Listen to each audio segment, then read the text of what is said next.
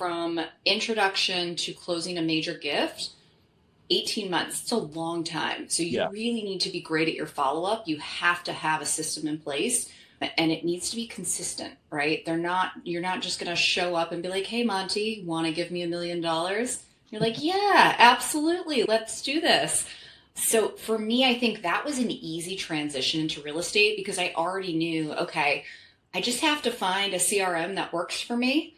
But once I find that, I know how to put the people in. I know how to set them up on processes that will make sure I stay in touch with them, and I know how to be consistent about it.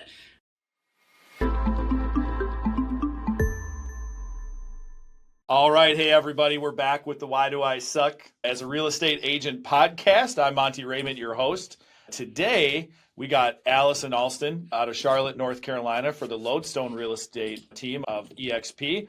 And from what I understand, before you started working in real estate, you were a director of development in private school sector, and then started getting some home flipping experience. And that's how you got your background in real estate, was getting involved that way. Is that correct? That's correct. Outstanding. So let's talk a little bit about that, because my background started, my very first property I ever sold and did was, I shouldn't say that, it was my second property I bought, was a flip, and it was a failed flip. I lost about $17,000 on that and was forced into real estate to continue to go. And by doing that, I learned, and I fell in love with the buying and the buying and the selling aspect of it. And that's how I became an agent. So how was that for you? For me, it was a process. So I did this with my parents. My dad is actually a retired contractor, and my mom was the unofficial interior designer. And growing up, the two of them, they would buy properties, they'd fix them up, they'd turn them into long-term rentals. We did vacation rental homes. We would move into some of them for 2 years and a day and then turn around and sell them to somebody else. So I just got to watch them doing this. And it's funny because I remember getting to a point where I hated going to open houses. That's all my parents wanted to do. And they'd be like, oh, we're just going to pull over. And I'm like, I don't want to look at real estate anymore. I'm over this. Years later. And years later, I'm like, let's go to another open house. My husband and I are on vacation. I'm like, let's go check this out. He's like, let's not. But yeah, so I got to a point in my first career, as you mentioned, I did fundraising. I was in development for independent schools. And I just couldn't see myself doing the same thing for another 40 years. Yeah. And I always loved having my hands, using my hands to do something. My family and friends joke that I probably was not diagnosed with ADHD as a child. I had a very difficult time sitting still, and I still do. Yep. Yeah, I have a standing desk and I will move frequently. So being able to get away from sitting behind a desk all day and being able to do something with my hands became really exciting.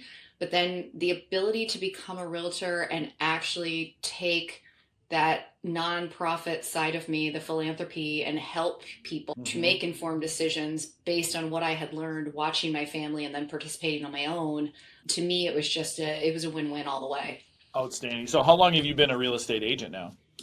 I started in February of 2017, so almost 9 years. Yep, got it. Yeah, and I was in 2019 was when I started as an agent. I got my first flip in 2018, so I'm on the very similar track as you are. Again, we talk about, I think the cool thing is your director of development probably has helped your career in real estate, because that's, especially in the private school sector, that's not an easy career path along the way. So how have the skills that you developed in that career transitioned to this career? I think the biggest thing I would say is probably client management, right? When you have donors, it's a long process. It's significantly longer than in real estate, right? So an average donation, back when I was in the business at least, was roughly 18 months. So from introduction to closing a major gift, 18 months, it's a long time. So you really need to be great at your follow-up. You have to have a system in place, and it needs to be consistent, right? You're not just going to show up and be like, hey, Monty, want to give me $1 million? You're like, yeah, absolutely. Let's do this. So for me, I think that was an easy transition into real estate because I already knew, okay, I just have to find a CRM that works for me. But once I find that, I know how to put the people in. I know how to set them up on processes that will make sure I stay in touch with them, and I know how to be consistent about it. My entire business, for the most part, was originally built off of relocation. And so I would go around every single month and do a little pop by, as I like to call it, with some cheesy thing that I got off of Pinterest that was super cheap because I was making $0 then. And I would just go by and visit the offices of the people that I wanted to send me their clients that they were hiring. And it took 6 months before I even got a bite, let alone anything beyond that. But eventually it paid off. But I think a lot of that was just knowing much of this is going to be a long game and having the patience and persistence to get that to pay off. And where did you find the patience to know early on? Because I think that's the number one thing in real estate. I think with me training the agents I've trained is, and I try to convince them, like, you can tell them, like, this is a 2 to 3 year process, and they don't believe you sometimes. So where did you have like that foresight to know, I know what this is going to be. I know this is going to be tough. I know this isn't going to be easy, but the rewards down the road are going to pay off. How did you get that mentality early on? I think the biggest thing for me was surrounding myself with really successful agents and being open-minded to listening to what they had to say. I'm a really competitive person by nature, but I was also really burnt out by the time I retired from my first career. So when I actually joined Lodestone as a team member. And I remember saying to my mentor, I just want to be a cog in the wheel. I don't want to manage anything. You're going to tell me exactly what to do so that I learn the fundamentals of North Carolina real estate, because they are completely different from New Jersey. And Yep. I'm going to listen, and then I'm going to go do that. And I definitely had times where I got frustrated. One of my very good friends, who's also been incredibly successful, he and I started on the same exact day. And so it was natural for me to compare myself to him as we were going. And sometimes he'd have a big win, and I'm like, oh, all right. But I knew I had to stay the course. And I think a lot of that just comes, frankly, with age. I was already in my 30s when I started. It was certainly difficult to start a brand new career at that age because you're used to knowing everything. Yep. So you have to have a lot of humility. But I also was at a point maturity-wise where I realized very quickly, if I was going to be successful at this and avoid having to go back to work for somebody else, I was going to have to be humble and listen and just keep an open mind and pay attention to who was speaking and make sure those were the correct people to listen from. Yeah, for sure. And that's massive. And for you to have, like I said, for you to have the patience to get through the first 6 months. When we have some agents here, usually I find about 9 months to about 14 months is when agents either decide there's the quit or not quit point at about that point. There's got 6 months of grinding and working through and doing the same thing and believing and then not seeing any results.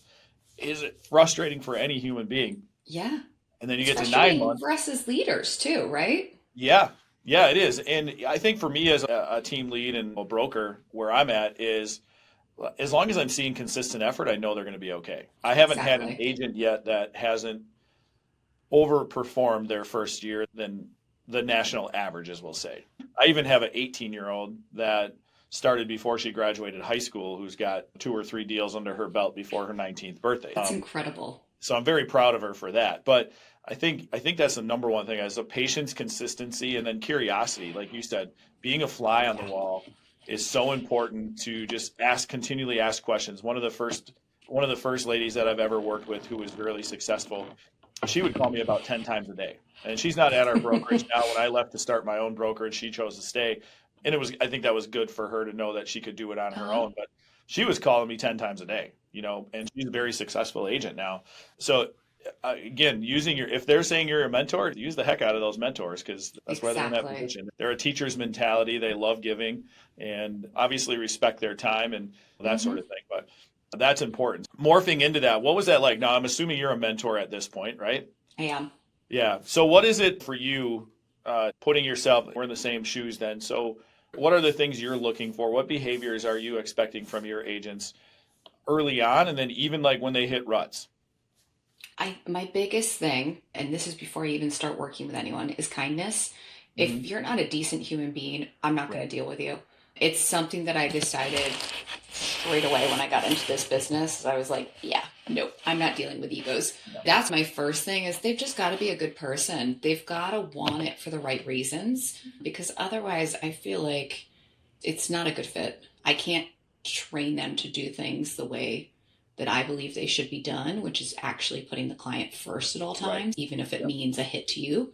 So kindness is a big one for me. The other thing is just a willingness to learn. One of my mentors calls it the excusosaurus. Mm-hmm. And so if I sit down and chat with them and I ask them, okay, you know, what are you looking for mentoring for? And they've had some experience in real estate already. And then the excusosaurus comes out. And they tell me all the reasons why everything that everybody else or their brokerage or whatever was doing caused them to fail. I'm like, okay, this is not going to work because you're not coachable. You're not open to accepting responsibility and owning your role in this. So that's another big thing. And then I would say the third thing is just making sure that they're okay with failing. And I know that sounds strange to some people, but you're going to get kicked in the teeth a lot in this business. It's a brutal business. I know the TV shows make it seem like it's all champagne and caviar, but we know the real life. It's not. It's a lot of early mornings and late nights and family time interrupted and all kinds of fun. But you're not going to be right all the time. And even if you are, you might still have to just give on that to make things work. And you've got to be willing to fail and fail fast, because in this business, it's constantly changing. I just had a conversation with some of my newer agents the other day, and I was sharing with them, look, I'm not a big fan of social media at all. I'm a very private person from that standpoint. I also just frankly do not understand why anyone would want to know what I did with my entire day. It's just not my thing. I don't get it. But clearly it's important for a lot of people. And so I said to them, I was like, I'm going to do what I tell you to do and get comfortable being uncomfortable. Yep. And I am promising in 2026, I'm going to make more of an effort to participate in social media. I don't expect anything crazy here, but I will actually manage to post at least once a month. And they laughed and they're like, once a month? I'm like, that's a big step for me. Take it. For sure. So, yeah. Well, you're going to have a whole bunch of content out of this. So those will all come yes. your way. Love you got a jump start on 2026 for sure. So what are the biggest mistakes that new and experienced agents continue to repeat? I see a few things out there, but what are you seeing from your side? I think the biggest mistakes are not putting systems in place, right? They're just flying by the seat of their pants. I call it shiny object syndrome. Oh, yeah. And they're like, oh, someone just sent me this lead opportunity. Let me go do this. Oh, let me go. This agent said open houses are terrible, so I'm not doing it. This one said they're amazing. I'm going to go. There's no plan in place. Right. They don't have clear goals. They don't write them down. They don't share those.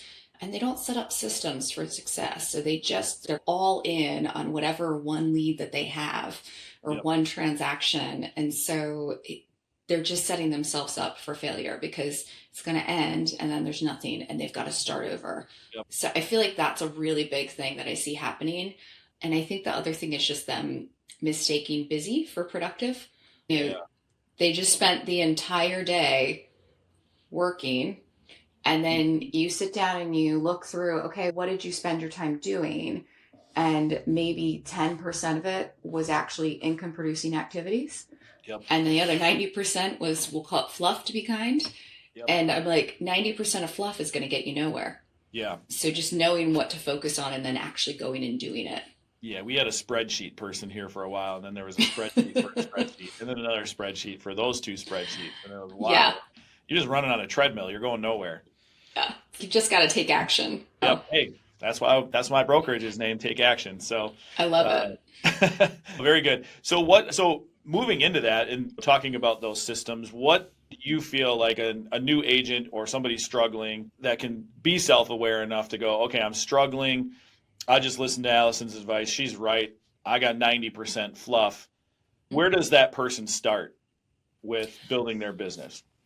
I think if possible, the first place I always recommend is reach out to a top producer and ask them if they're taking on mentees, right? Will they allow you to be a mentor under them and learn from someone who's had success doing it? I think it's important to be strategic about who that person is. For example, if you call me and you tell me, Allison, I want to build my entire business on social media, I'm going to be like, I am not the right mentor for you. Let me go find you someone who is. But so aligning with similar personality traits and how people want to build a business, I think that's really important. I'd say the second thing is taking a solid look at their day and figuring out what consistent time, minimum of 2 hours every single day, can I spend doing lead generation, and then block that out. And then the next step is, what does that lead generation look like? Do they want to do open houses? Do they want to go door knocking? Do they want to do social media? Do they want to become the next YouTube master? Whatever it is, There's so many resources online. And I tell people, you go find a human who's done it, or worst case scenario, you go find that human online and then you watch a few things. But key to that is making sure you limit how much time you're spending studying versus doing. Yeah. And so you take that one action every day that you have to put into practice and start going. Right. Yeah, I think the struggle along with that too is and what I've seen is the instant gratification, right? This is not an instant gratifying business at all. No. Not by any means. No. When you say, hey, go do this, and they go do it once and they don't see results, they give up on Yes. it. Even though we live in it every single day, we're consistent with it, we do it, yes. and the results work. And so the thing that I've been telling my agents is to fall in love with like giving value and expecting nothing in return. Because if they can do that and they can get comfortable with that, it'll come out at some point. You just don't know when. Yeah. Exactly. Yeah. So let's talk a little bit more about that. Now we got the roller coaster, right? We've got it sorted out. How do you maintain that momentum once it's rolling? Because you're right. Once you get a deal, especially when I was early on, I'm like, oh yeah, I'm getting this commission check. It's going to be $5,000 or $7,000. It's going to cover 2 months worth of bills. Yeah. I'm good. And then you just hit that block and you don't do it. So yes. What are you advising there? I'm going to be completely honest. I used to fight my agents on this, and now I let them go and spiral with that first one, because no matter how many times and ways I tell them that they shouldn't do that, they're going to. So I let them do that for the first one, and then we have a sit down afterwards, and I'm like, so now do you understand what I was saying? They're like, yeah. Told you. Yep, exactly. It's like I told you, but in a kind way. Yeah. So then we have the conversation of, okay, now where do we go from here? What were the activities that led to that transaction to begin with? Let's repeat those, and then let's do it on steroids so that we can amplify how many of these. And then when we get that next transaction, what's the best thing we can do to make sure this moves forward without taking our attention and time away from this? So that's where that time blocking of the lead gen, I'm like, non-negotiable. Do not move that for anything, right? So I'm a big proponent of pushing that and just blocking that out. And then I'm also a big proponent of using a closing coordinator. I make my agents on my team use one from day one, because I'm like, look, you're going to shadow them on your first buy and sell side so that you fully understand their job and all of the many things they are doing for you. And then you're never going to do it again, because it's such a waste of your time, right? That does not generate income. It just moves things forward, right? It's checking boxes, and closing coordinators are amazing at that. And it is well worth the money to pay them to do that you can keep doing your lead gen and keep that moving forward. So those are my two big things. And it comes back to, again, just having that system in place. Right. Yeah, it's certainly, again, consistency over time, just making sure that you're doing the same things. And one of the things that I do when an agent is struggling is a little bit of what you do as well. Evaluate what they're doing on their day-to-day. I actually make them write down everything they did for a week, like moving forward. Like, I want you to write down everything you're going to do for a week. And I'm talking minute to minute, 15-minute increments, those sort of things. We have a little sheet for them to fill in as well. Yep. Yeah. And usually by day 2, they go, okay, I get it. Yep. And I did that. And it's not something I haven't ever done myself. It's something I've done myself. And it really helps you get through the shit, so to speak, because once you start writing it down yourself, either you choose to lie about it, or you're like, okay, yep, I see it instantly, makes sense, let's go forward. So good. Exactly. Yeah, now, I think it's all about reframing those setbacks too, right? Yep. It's taking that setback, learning from it, and figuring out, how do I reframe this so that I don't repeat this, versus being crazy person and just keep doing the same thing and expecting a different result. Exactly. So that's a lot of it. It's just teaching them to reframe it and be like, listen, this was a failure. However, it was a good one. right? And what did we learn from it? So now it's no longer a failure. Let's move forward. And most failures are wins. That's the way I look at it. It's just Exactly. a learning experience. And we work in a human business. So you're dealing with humans all the time. So it's the one, it's, oh my God, yeah, we have another human. So you have to, and I gave a speech in front of 100 lenders once, and because they wanted to bridge the gap for communication between a real estate agent and a loan officer. And one of the loan officers had asked me, he said, why is it that leading up to a transaction that somebody is completely normal, and then during that process they are completely insane? And it didn't even take me a second to think about it. I said, quite honestly, I'm like, you're asking them for paperwork, but you're also asking them to move and pack all their stuff, and they need to get it all out within 30 days, and they don't know what they're going to do with the dog when the appraiser comes, and they don't know it's all the stuff. So you have to give them some grace. You have to coach them through. And that's our responsibility, the lender's responsibility, anybody else involved in that transaction that does that. But it's people, humans are humans. They hit a breaking point and they change personalities. That's why we have Jekyll and Hyde and the Incredible Hulk and all of those things, because those things happen. It's just reality. It's so true, especially when you're dealing with friends or family members. Oh my God. I have learned, I tell all of them now, I'm like, listen, I will be more than happy to help you, and I'm grateful that you trust me enough to do that. We're going to cease our personal relationship until this process is done. Oh, that's and then we can resume it. That's a very because good way to otherwise, I mean, my husband and I have we call them real estate boundaries in place with some of our friends, because they will show up for dinner and they just dive right in. I'm like, hi, it's so great to see you too. Oh, did you want to talk about your job and what you were doing with work today? Did you want to just spend the entire social hour talking? And they'll just look at me like, hey, I love you. You know what my working hours are. Go ahead and reach out and schedule an appointment, and we'll tackle that then. Right now, this is personal time. For sure. And it's fun. And that's a great point when you talk about establishing boundaries, because I think that's another thing that can eventually lead to burnout or that overwhelmed feeling. So you just talked about how you handle it with your friends and family. How are you handling that with just a regular client that's an opportunity that's converted into a client? It took me burning out to figure this out. I admit that to all of my agents. I used to work 24/7, and I thought I was Superwoman and I could just do it all. And about 5 years in, I realized I could not. And so at that point, I actually ended up, I got sick. I was diagnosed with an autoimmune condition. And I took almost 3 months off, and I had to take a really hard look at my life and what I was doing with my time, and make a decision of, all right, am I going to keep going down this path that I've been going, and I'll be number one, but I'm probably going to kill myself getting there. Yep. Or do I want to find a way to enjoy both sides of life anymore? And it's a hard thing for me to do. And I admit this openly. I love my job. I am so grateful that I found my way to where I am, because I absolutely love my job. I legitimately still get up and get excited to do what I do every single day. But that being said, I realized I had to have that love for the rest of my life too. So for me, it starts with setting boundaries on time. So all of my clients and my agents are well aware my hours are Monday through Friday from 9 a.m. to 7 p.m. Unless it is an emergency, and I very clearly define what an emergency is, like you're dying on the side of the road and had no one else to call.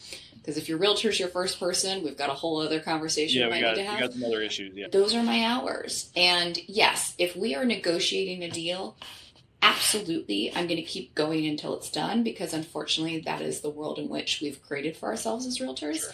I will say, if I'm the listing agent, I tell my sellers up front, these are my hours. I will share all of this with everyone. And I don't actually think it's an intelligent decision for you to make the largest financial decision of your life at 10 o'clock at night. So if it's all good with you, I'm going to go ahead, we'll gather anything up, and then we'll have a set time the next morning to check in and review any and all offers. Yeah. So I let agents know, you can send me whatever you want. I'm not going to be responding until the next morning. Yeah. So I am able to create some boundaries there. I also, Saturdays are by appointment only, and I do not work on Sundays. We're almost at the end of 2026, and legitimately I can say I maybe worked 3 Sundays this year. Yeah. I might sit down in the afternoon, do some quick cleanup on stuff, make sure stuff's prepped before I head into Monday. Yeah. But I'm not going out and doing showings and having appointments and everything else. Sometimes that means I'm paying for a showing assistant, and I'm okay with that because it's just really important to have that downtime. And I've realized I'm doing a much better job for my clients since I've started doing that than when I was working 24/7. Yeah, and I would imagine like that allows those boundaries obviously allow you clarity, efficiency, focus, Yes. those kind of things. So you know, like you can turn it on, turn it off Yes. instantly there. Not to say that you can't, somebody calls you in an emergency situation, you're available, Yeah. or there's $1 million Absolutely. client that calls and said, I need to sell my house tomorrow. You're going to pick up the phone, but I'm going to be honest. If it's on Sunday, I'm not. no. No, I've really become very strict about this. It's a slippery slope. And if that client is so desperate, then I'm not the right person for them. Because if they called me, then they thought I was the right person. And if they were like, she didn't answer her phone on the first ring, I'm going to call the next person on 1-800-AGENTS. Yep. That's a decision they're making. And I'm okay with that. Yep. I stress that to my agents tremendously too. I'm like, if people expect you to be available 24/7, you need to make the decision. But for me, I am not the right agent for you. And I've had conversations, I get this a lot with first-time home buyers. They're like, I need somebody who's going to text me back and blah, blah, blah. And I'm like, yeah, that's not going to be me. We're doing the largest financial purchase of your life. I'm not texting you at 11 o'clock at night, nor is that a necessity. Is your doctor going to text you at that hour? How about your attorney? They're not, right? The banks aren't open, so we can't do anything on a loan side.